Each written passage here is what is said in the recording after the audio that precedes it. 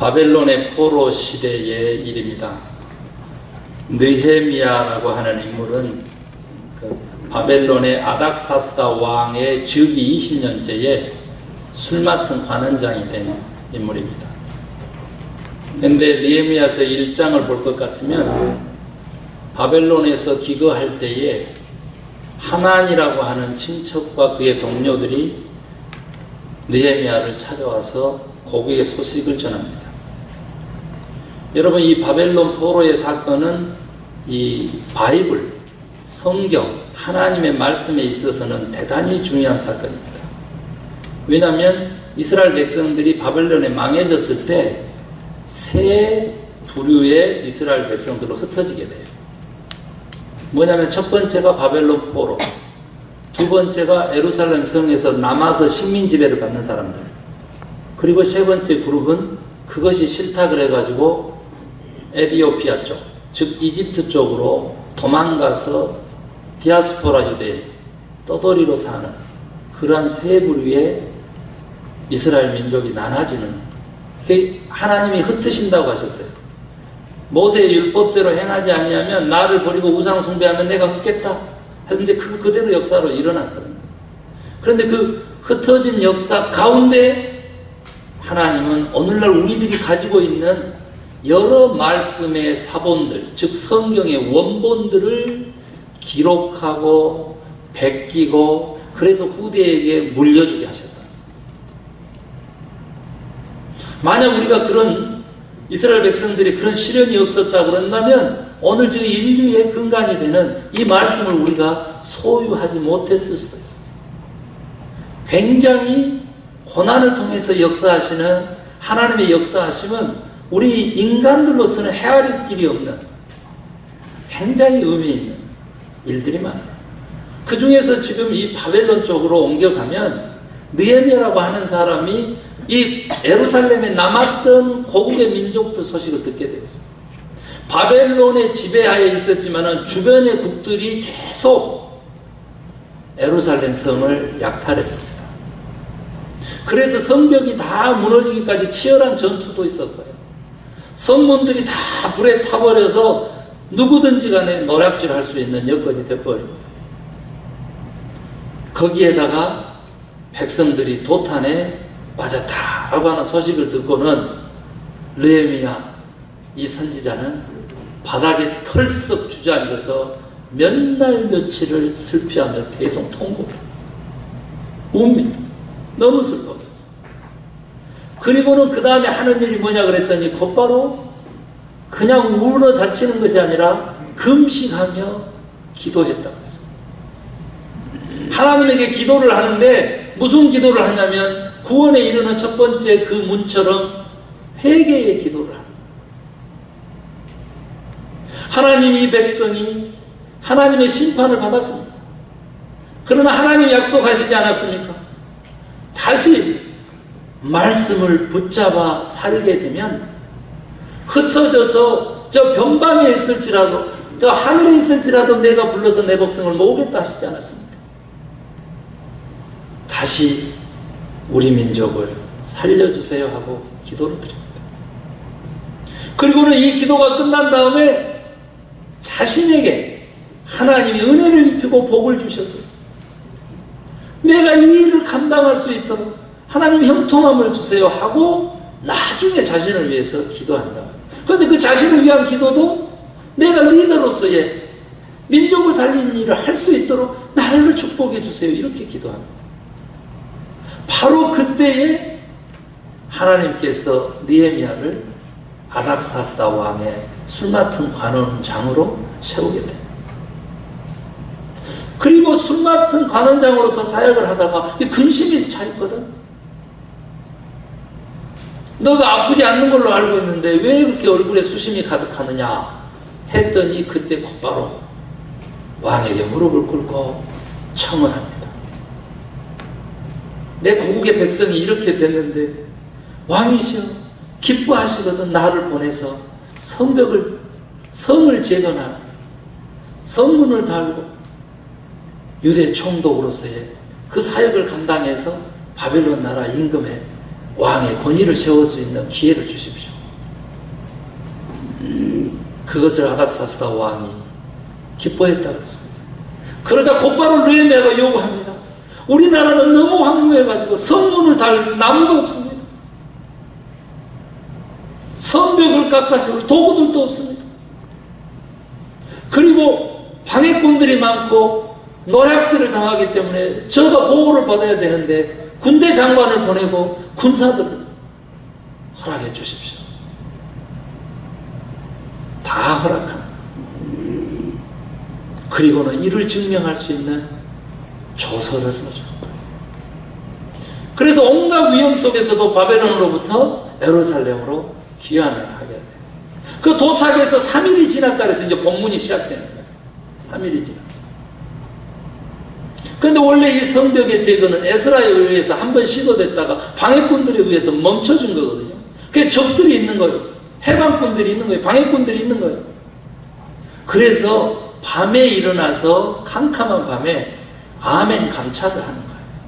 성벽들을.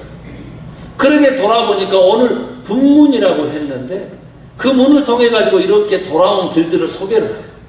그리고는 자기만 이제 말은 소리가 좀 숨소리도 거칠고 내니까 밤에 암행을 하기 위해서 나귀를 탔을 것으로 그렇게 전망하는데 나귀 한 마리 끌고 나머지 사람들 대동하고 이렇게 가는 거예요. 그랬더니 그 나귀도 지날 수 없을 정도로 처참한 모습들을 만나게 됐다라고까지 얘기를 합니다. 이 느헤미야서는요, 느헤미야가 자기의 사역을 되돌아보면서 이렇게 회고하듯이 기록한 거예요. 그래서 오늘 본문의 지금 핵심 구절이 되는 17절과 18절로 가보면 내가 하나님의 은총을 입어서 왕에게 성벽을 재건하겠다고 구한 다음에 그리고는 이 백성들에게 내 얘기 안 했다가 이제 우리 민족이 수치를 당하지 않기 위해서 성벽을 재건합시다 했더니 그러면 그렇게 하자. 백성들이 이렇게 화답했다라고 증언을 지금 하고 있어요. 그러면서 곧바로 19절에는 반대하는 사람들이 나와요. 산발락, 도비야, 게셈이라고 하는 세 인물이 나오는데 그 세 인물들이 다 예루살렘을 둘러싸고 있는 주변 이방국들의 수장들. 사마리아를 다스렸던 그 산발랏이 그 주된 인물이고요. 도비야, 저 에티오피아의 사람, 아라비아 사람까지도 그렇게 반대를 하는 거예요. 그래서 느헤미야가 선택한 것은 그 유명한 한 손에는 연장, 삽을 들고 한 손에는 무기, 창을 들고 성벽을 건축합니다. 얼마나 우스꽝스러워요? 두 손을 합해도 못할 텐데 도대체 한 손에 창 들고 한 손에 연장 들고 어떻게 성벽을 재건했을까? 저는 이 말씀을 들으면서 이렇게 상상을 한번 해보는 거예요. 무슨 일이 됐을까? 그런데 놀랍게도 여러분 52일 만에 예루살렘 성벽이 완성됩니다. 할렐루야. 느헤미야는 하나님이 형통하게 하셨다.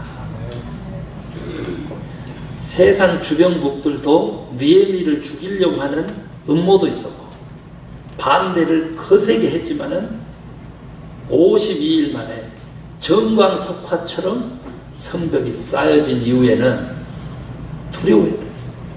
왜요? 하나님이 함께 하신다. 그것 때문에 두렵구나 하면서 이제는 느헤미야가 성벽을 완성한 다음에 에스라 학사를 불러가지고 뭘 해요? 말씀을 선포하고 종교 개혁을 단행합니다. 그래서 하나님이 기뻐하시는, 하나님이 거하시는 예루살렘 성을 재건하게 돼요. 사랑하는 성도 여러분, 오늘 이 느헤미야 얘기를 통해서 우리들의 인생의 성도 재건되기를 원합니다. 우리 교회도 재건되기를 원합니다. 할렐루야. 한때는 또 얼마나 많이 부흥해 봤어? 뭐 이렇게 얘기할 사람 있을 수 있는데 산발랏이다 이러면 어떻게 할 거예요? 부정적인 생각을 내려놓고 여러분 오늘 느헤미야가 가졌던 하나님이 하신 그 하나님의 능력과 기적을 체험하는 우리 모든 성도님들 되시기를 원합니다. 아멘. 그 길을 위해서는 어떻게 무엇을 해야 되느냐라고 하는 거 하나님이 오늘 딱 하나 가르쳐 주는 거예요. 크리스찬의 인생의 법칙으로 가르쳐 주는 거예요.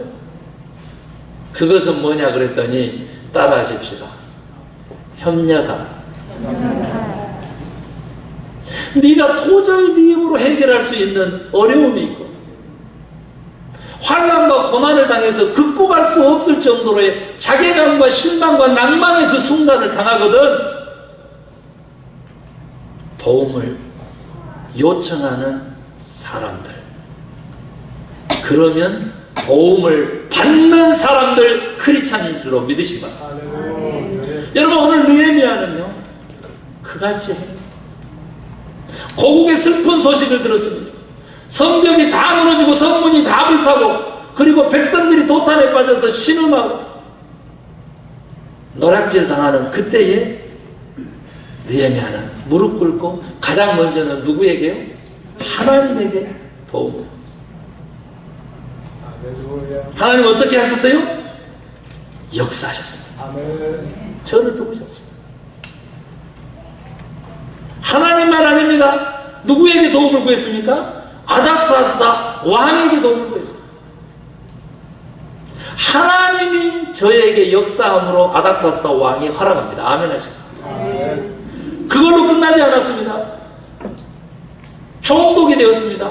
조서를 가졌습니다. 군대를 가졌습니다. 많은 재물들을 가지고 재료들을 가지고 돌아왔는데 3일 동안 아무 일도 할 수 없었습니다. 그리고 하나님의 하라고 하는 성벽 재건의 예를 도저히 그 누구에게도 아무에게도 얘기할 수 없었습니다. 그런데 아멘 감찰 후에 마음에 감동이 있었는데 방백들을 모으고 귀족들을 모으고 백성들을 모으고 도와달라고 요청합니다. 어떻게 됐어요? 온 백성이 되었습니다. 52일 만에 그 성벽이 재건되는 것은 오늘날도 어렵답니다. 그러나 그런 일들이 있었다고 하는 것은 뭐냐면 그 예루살렘 성의 모든 거민이 협력했다. 크리스찬의 삶의 법칙이라고 하는 것은 이 협력의 힘을 믿고 협력의 힘을 활용할 것입니다. 기적을 원하십니까? 예수 하나님이 기적을 베푸셨습니다. 그러나 그 하나님은 우리와 함께 협력하여서 52일 만에 예루살렘 성벽을 재건한 기적을 이루시는 하나님이신 것입니다. 우리는 많은 사람들이 하나님에 대해서 착각합니다. 우리들의 믿음에 대해서도 착각합니다. 우리들의 기도에 대해서도 착각합니다. 그러나 온전한 믿음과 기도, 온전한 하나님을 알려면 느헤미야를 본받아야 합니다. 도움을 구하는 거 하나도 부끄러운 것이 아닙니다. 왜냐하면 도움을 구한다라고 하는 거, 협력을 요청한다라고 하는 거, 기도를 요청한다라고 하는 것은 우리 예수님도 하신 일이기 때문에 그렇습니다. 바울도 틈만 나면 나를 위해서 기도해달라고 그랬습니다. 베드로도 그렇게 청했습니다. 구약으로 가면 모세도 그랬습니다. 예수님께서도 마지막 십자가 지기 전에 겟세마네 동산에서 제자들에게 3번이나 기도를 부탁하셨습니다. 크리스찬의 삶은 그러면 도움을 입고 그러면 능력을 입고 그러면 기적을 창출하는 삶을 살게 되는 거예요. 우리가 이걸 모르기 때문에 우리들의 삶에 기도가 없는 것입니다. 우리들의 삶에 기적이 일어나지 않는 것입니다. 도저히 혼자서는 불가능한 일을 어떻게 이뤘을까? 하나님이 함께 하셨는데 그 원리는 뭐냐 그랬더니 협력의 힘을 믿고 구하는 것입니다. 아멘. 여러분, 우리가 구한다라고 하는 거, 요청한다라고 하는 것은 곧 히브리어의 그 특징상으로 내가 도움을 주고 내가 다른 사람의 요청에 응답하는 것을 같은 단어가 포함한다. 내가 도움을 요청하고 협조를 구할 때에 내가 협력을 입을 수 있듯이 내가 다른 사람을 도울 수 있는 자리에 서게 되는 것, 그 출발은 손을 펴고 도움을 구하는 것이다. 옆 사람 보면서 Help me please 한번 하십시오. 너무 고급 영어를 쓰기 때문에 지금 여러분 어려울 줄 알아요. 제가 너무 고급 영어를 쓰기 때문에 한 번만 더 따라 하십시다. Help me please. 이게 너무 고급 영어이기 때문에 입에 한 번도 올리지 못하고 독불장군으로 살아간 사람 많아요. 그러다가 망하는 거예요. 그러다가 망하는 거예요. 여러분 미국에 와서 가장 많이 듣는 영어가 뭔지 아세요? May I help you? 자, 옆 사람 보면서 자, May I help you? 하겠습니다. 야, 우리 교회 좋은 교회 봐봐요. 설교 시간에 영어 공부하고 있잖아. Help me please. May I help you? 사랑하는 성도 여러분, 이 간단한 영어가 우리들의 삶을 새롭게 한다고 믿으셔야 합니다. 우리들의 삶이 기적이 일어나는 것. 여러분이 어떻게 하면 이렇게 Help me please를 할 수 있느냐? 아니면 May I help you를 할 수 있느냐? 그러면 제가 몇 가지 얘기하려고 해요. 6가지나 얘기하려고 해요. 그러니까 빨리 해야 되겠죠. 첫 번째는 뭐냐 그러면요. 무슨 일이든지 간에 내 혼자서는 할 수 없다라고 하는 자각인식. 나는 더불어 기대어 사는 인간으로 지음받았다라고 하는 이 자각 증상이 없는 사람들. 절대 기적을 창출하는 느헤미야를 닮을 수가 없습니다. 여러분 놀라지 마십시오. 저는 박사과정 공부하다가 사회학자로부터 그 얘기 듣고 제가 깜짝 놀랐습니다. 지금 미국에요, 혼자 사는 독거인 싱글 패밀리라고 합니다. 이게 뭐 이혼해가지고 뭐 가족 살고 이거 아닙니다. 혼자 사는 인구가 전체 인구의 절반을 넘어섰습니다. 그러면은 집값, 방값 오르겠어요, 안 오르겠어요? 경제적으로 생활비가 소모되겠어요, 안 되겠어요? 여러분 미국의 경기를 회복시키고 세계 경기를 회복시키고 하나님이 이미 먹을 거 충분하게 주셨어요. 믿으셔야 돼요. 그런데 한 가지가 뭐냐 그러면 교회에서까지도 이익을 선전하기 때문에 개인주의를 숭상하기 때문에 인간이 아니게 만들기 때문에 모든 경제적인 크라이시스 삶이 피폐해 외로워서 견딜 수 없어. 내가 홀로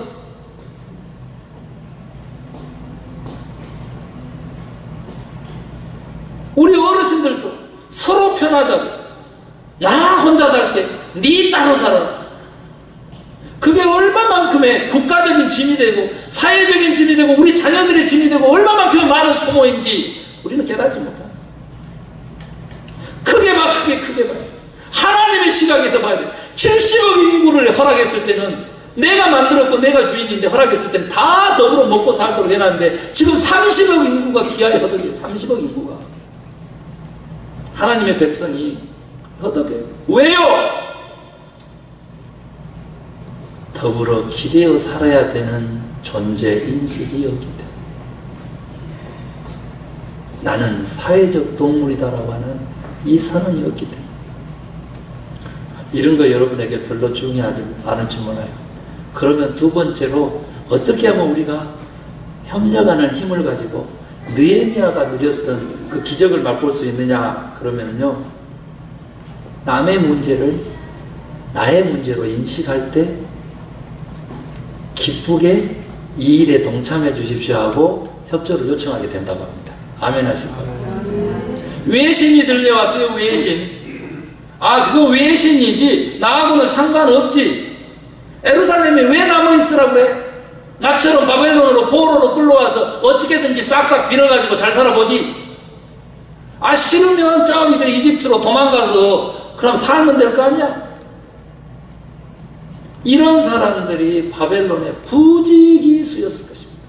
그러나 하나님의 사람 느헤미야는 그 소식을 듣자마자 내 가족의 일처럼 내 형제의 일처럼 내 일처럼 벌써 주저앉아서 눈물을 흘렸다고 했습니다. 종말이 무엇인지 아십니까? 예수님 말했습니다. 피리를 불어도 춤추지 않고 고가에도 울지 않는 시대가 종말이라고 그랬습니다. 50%가 나하고 상관없이 살겠다라고 하는 이 미국이 어찌 지금이 어찌 종말의 때가 아니라고 할 수 있겠어요. 사랑하는 성도 여러분, 남의 일을 나의 일처럼 돌아보는 것이 그리스도인의 삶의 방식입니다. 아멘 하십니까? 오지랖이 좀 넓은 사람이 그나마 괜찮아. 아무것도 안 한 사람보다는 오지랖이 넓은 사람. 그런데 그 오지랖이 제대로 된 인격을 가지고 제대로 된 신앙을 가지고 좀 넓었으면 좋겠다. 이거 하나만 문제가 될 뿐 사실은 오지랖이 괜찮아. 옆 사람 보고 오지랖도 넓으세요 하면 큰일 나요. 나 그건 안 시키려고 그래요. 아무리 좋아도 그렇지. 오지랖도 넓으세요. 이건 좀 아니잖아. 왜 안 좋을 때 자꾸 쓰니까. 네.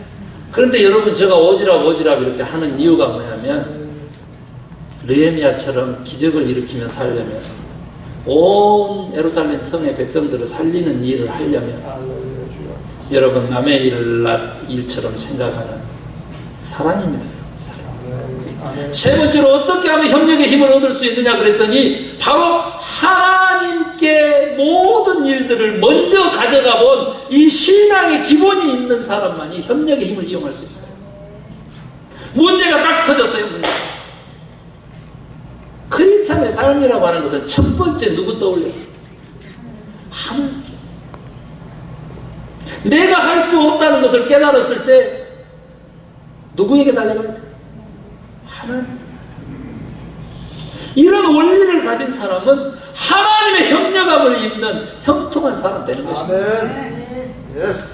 누가 도와주신다고? 하나님이 아멘. 이런 사람들은요, 무슨 믿음을 또한 가지고 있냐 그러면, 내 비전을 하나님이 당신의 비전으로 삼으셨다고 믿음이 있다 이 말이에요. 저한테 어떤 집사님이 물어요. 목사님이 배드민턴 치러 가자 그러면 우리 교회 성도님들 몇 사람이나 따라 나서겠습니까? 어제 이 질문을 받고 제가 마음이 편치가 않았습니다. 그 자리에서 제가 그랬습니다. 목사가 배드민턴을 왜 치러 갑니까? 나하고 천국 갈 사람 하면은 다 따라오는 거지. 저는 그거 하고 싶어요. 그런데 여러분, 한 손에는 천국 가는 하나님의 손 잡고, 한 손에는 제가 잠깐 배드민턴 채를 좀 잡으려고 할렐루야. 스포츠 선교라고 하는 그 비전이 우리 교회의 부흥의 비전으로 여기는 자, 그 부흥을 경험하게 될 것입니다. 아멘 하시고. 우리 교회 부흥이 어떻게 일어날까? 간단한 거예요. 우리들의 비전도 하나님이 당신의 비전으로 삼으셨다. 아멘. 교육적으로 내가 임원철 목사님 모셨는데, 대화 나누다 보니까 스포츠 선교로 박사학위 논문을 썼대요. 그리고 경험이 있대, 성공한 경험이 있대. 저는 그 자리에서 스포츠 선교 그 비전이 우리 교회의 비전이고 저 비전으로 만든 사람입니다. 이런 스폰지처럼 강력한 흡입력을 가지는 진정한 믿음의 사람들 되시길 바래요. 할렐루야. 이게 믿음입니다. 내 꿈을 하나님의 꿈으로 삼을 수 있는 믿음이요. 내 소망이 하나님의 소망이다라고 고백할 수 있는 믿음. 반드시 기적이라. 할렐루야. 예스. 우리 하나님은 이런 하나님이세요. 우리의 연약한 믿음까지도 당신이 붙잡고 키워주시는 분이십니다. 이제부터라도 우리의 비전을, 우리의 꿈을 하나님의 비전, 하나님의 꿈으로 믿어서 하나님이 이루시는 역사를 체험하는 저와 여러분들입니다. 아멘입니까? 네. 아멘. 다섯 번째로, 내가 감당해야 될 몫은 반드시 감당한다라고 고백할 때 협력할 수 있게 되는 것입니다. 자, 박수 쳐봐요. 네, 감사해. 우리 성도님들 진짜 순진하고 감사해. 자, 다 같이 박수 쳐봐요. 박수 친 사람은 이거죠. 저는 이라고 했죠. 박수 치라 그러는데 이라고 했어요. 하나님하고 우리와의 관계성 속에서 이 헛성질 나오면 안 됩니다. 헛성질 어떻게 나오는지 아세요? 하나님의 손길을 항시 우리에게 하이파이브를 하기 위해서, 하이파이브를 하기 위해서 이렇게 우리에게 다가오는데 우리는 뭐하고 있다고? 손 내리고 자빠져. 손 내리고 자빠져. 여러분, 우리들의 믿음은 행함을 전제하고 있습니다. 잘못된 가르침을 받지 마세요. 행위로 구원 얻지 않고 믿음으로 구원 얻습니다. 아멘 하시기 바랍니다. 로마서 8장의 말씀인데, 이때에 이 로마서 이 글을 썼던 바울은요, 그 로마 교회가 율법이라고 하는 모세의 율법을 지켜서 계명을 쫓아서 하나님께 가려고 하는 그 의식에 사로잡혀 있었어요. 그래서 율법적 행위로는 그렇게 나와요. 그런데 율법적 행위라고 하는 말을 딱 떼내고 행위라는 말만 쓰는 거예요. 그래서 행위로 구원 얻는 거 아니다 그러거든요. 여러분, 가톨릭 교회는 성장합니다. 왜? 실천이 있었기 때문에. 그들의 믿음은 적을지라도 적은 실천이 있었기 때문에 지금 많은 사람들이 협력하고 있어요. 그러나 우리는 뭐요? 믿음은 크다고 하는데 주둥아리만 크기 때문에, 행함이 따라주지 않기 때문에. 여러분, 야고보서는 어떻게 되는 거예요? 로마서 8장만 있고 왜 한국 교회는 야고보서가 없습니까? 행함이 없는 믿음은 곧 뭐라고? 죽은 믿음이다. 죽은 믿음 갖고 어떻게 천국을 가고 영생을 소유해요? Yes, right. 택도 없는 소리죠. 우리들의 신앙을 바꾸셔야 돼요. Yes, right. 내가 할 일은 내가 하는 사람만이 하나님과 협력하는 사람이 되는 거예요. 이웃과 협력하는 사람이 되는 거예요. 아멘입니까? 아멘. 이 세상을 지배하는 왕과도 협력하는 사람이 되는 거예요. Hallelujah. 사랑하는 성도 여러분, 느헤미야와 같은 역사는 마지막인데요. 어떻게 우리가 협력의 힘을 활용하면서 기적을 창출한 삶을 사냐? 반대하는 사람들이 있어도 내 할 일을 믿음으로 믿고 진군하는 사람입니다.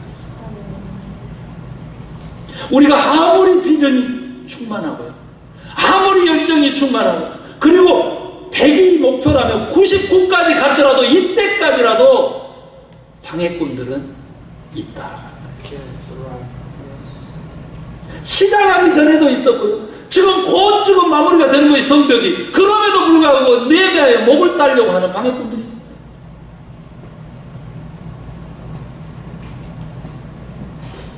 어떻게 할 거야? 조금 어려움이 있다고, 조금 힘들다고 포기하지 마세요. 하나님의 사람은 어려울 줄 알아요, 힘들 줄 알아요, 안 될 것 같아요. 그럼에도 불구하고 하나님의 뜻이라면 행하는 사람이 하나님의 사람. Hallelujah. 잘 될 거라 그래요. 이건 100%, 200% 성공할 거라고 확신해요. 그럼에도 불구하고 하나님의 뜻이 아니라면 안 하는 것이 하나님의 사람. Yes. 여러분, 우스운 얘기 하나 하고 마칠게요. 제가 최근에 너무 웃고 싶어가지고 탈무드 고급 유머라고 하는 책을 사가지고 보고 있어요. 거기에 고급 유머야. 못 알아먹을지도 몰라. 그래서 막 웃음 코드가 달려가지고 집에 가서 입을 뒤집어 쓰고 잠잘하다가 웃을 수도 있어요. 기도원 올라가지고 한참 기도하다가 웃을 수도 있어요. 무슨 얘기냐 그러면요, 유대인 한 사람이 생선 가게를 오픈했는데 간판을 멋지게 걸었답니다. 여기에서 신선한 생선 팝니다. 이렇게 간판을 써붙인 거예요. 사람들이 몰려오기 시작하는 거예요. 그런데 한 사람이 생선을 사면서 하는 말이, 간판이 너무 긴데 신선한은 빼도 되겠다, 그런 거예요. 그래서 왜요? 그랬더니, 아니 그러면 썩은 생선 판다는 거요?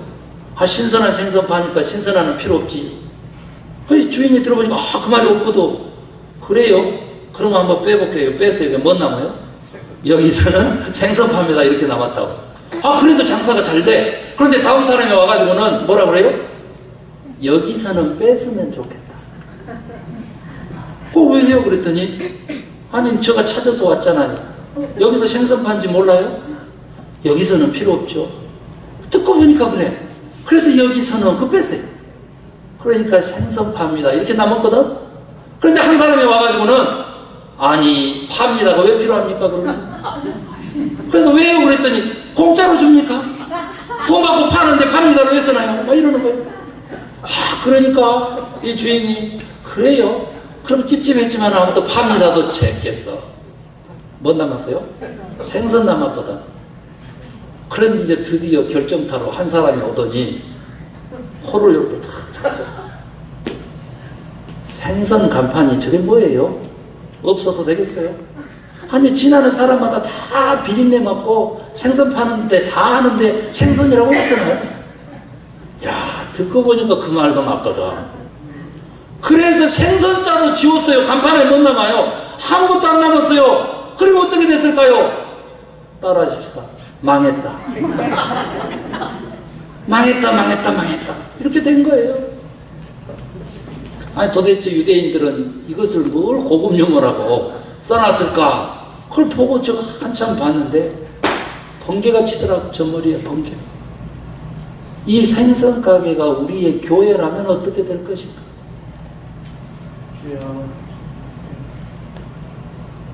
이 사람 와가지고 저한테 목사님 이래야 됩니다. 이게 좋습니다.